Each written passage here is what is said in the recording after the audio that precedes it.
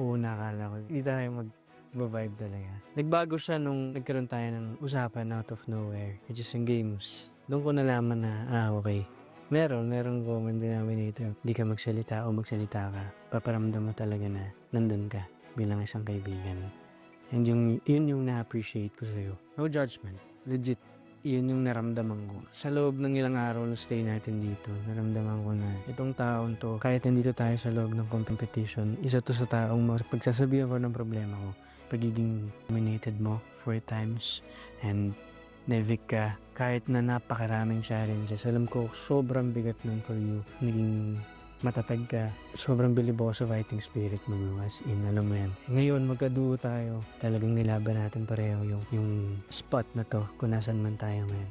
And yung mapapromise ko lang talaga, bro, pagiging magkapatid hanggang paglabas yan, bro. Hindi magbabago yung nabuo natin dito.